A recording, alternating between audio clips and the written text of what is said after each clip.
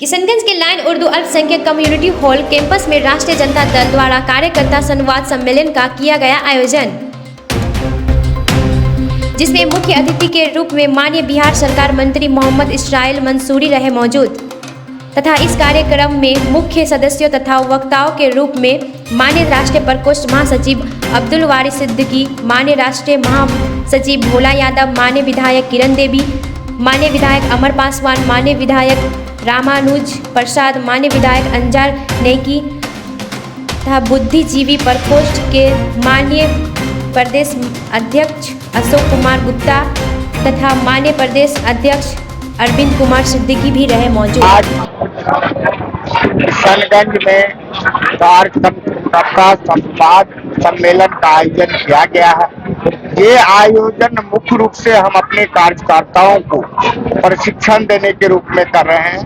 राष्ट्रीय जनता दल जिस वसूल और जिस सिद्धांत के का अनुयायी है, उसी वसूल और सिद्धांत के तहत पूरे राज्य में महागठबंधन की सरकार ने ये जो जातिगत जनगणना आर्थिक सर्वे करवाया है, उसके आधार पर हरेक वर्ग का जो हिस्सेदारी है, हरेक जाति की जो हिस्सेदारी है, उसके अनुरूप आरक्षण दिया है।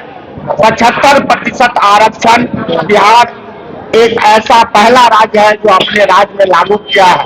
बात है, सबसे पहले हम आपको बता देना चाहते हैं कि देश के एकमात्र सेक्युलरिज्म के चैंपियन आदरणीय लालू प्रसाद यादव जी और युवाओं के आन बान शान, बेरोजगारों के अरमान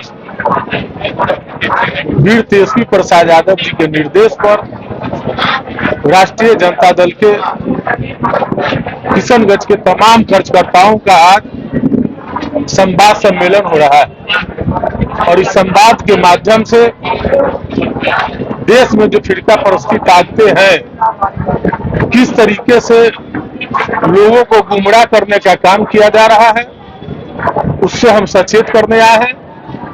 और विगत 7 सालों में जो महागठबंधन की सरकार ने कार्य किया है, उस कार्य को हम लोग कार्यकर्ता के माध्यम से जन जन में, गांव गांव में, टोले टोले में पहुंचाने के लिए संदेश देने आए हैं। मुख्य उद्देश्य आज का कार्यकर्ता संवाद सम्मेलन का यही है।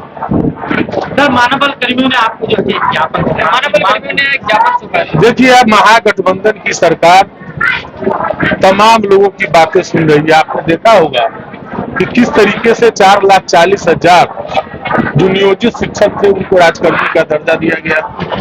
तालीमी मरकज टोला से सेवक जो थे उनको 2 गुना मानदेय में वृद्धि किया गया। आंगनवाड़ी सेविका सहायिका का भी मानदेय में वृद्धि किया गया है। शिक्षकों की बहाली हुई है। तो तमाम जो भी बातें हैं, धीरे धीरे महागठबंधन की सरकार पूरा करने का काम कर रही है और मुझे लगता है कि जो भी बुनियादी समस्या है उसको शीघ्र हल करनी है। आपकी मौजूदगी में राजद के कार्यकर्ताओं ने कहा कि प्रशासनिक स्तर से उनकी सुननी नहीं जा रही है। मंच से तमाम पर बातें, उनकी वीडियो रिकॉर्डिंग भी हमारे पास है। अच्छा, तो हम मंच से बोलेंगे तो सारी बात आ जाएगी। मानव जो आवाज है वो विधानसभा में भी कहीं ना कहीं उठा है। हाँ, जो भी रही है बात, महागठबंधन की सरकार जो भी समस्या है सब तमाम, और वो साइंटिफिक तरीके से, चूंकि जनगणना में जो आधार आया है, जिन जातियों की जितनी हिस्सेदारी आई है, उसी हिस्सेदारी के आधार पर ये जातिगत जनगणना को बेस मान करके, साइंटिफिक डाटा मान करके हम लोग आरक्षण लागू किए हैं। उसके अनुरूप हमारे नेता आदरणीय तेजस्वी प्रसाद यादव जी पिछले चुनाव में घोषणा किए थे, जो यदि हमारी सरकार बने तो हम लोग 10 लाख युवाओं को रोजगार देंगे। उसी दिशा में जब से महागठबंधन की सरकार आई है, तब से लगातार युवाओं को रोजगार देने का काम किया जा रहा है और वो जो टारगेट है 10 लाख का, हमें उम्मीद है अगले मार्च तक जरूर पूरा कर लिया जाएगा।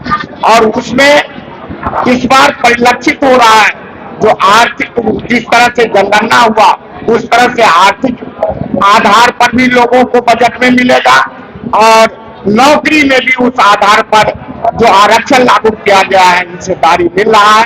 इन सारी बातों को लेकर के हम अपने कार्यकर्ता भाइयों के पास आए हैं जो आप इन सब विचारों से लैस हो, राज्य के अंदर किस तरह से सांप्रदायिक शक्ति एक दूसरे को नीचा दिखाने का काम कर रहा है।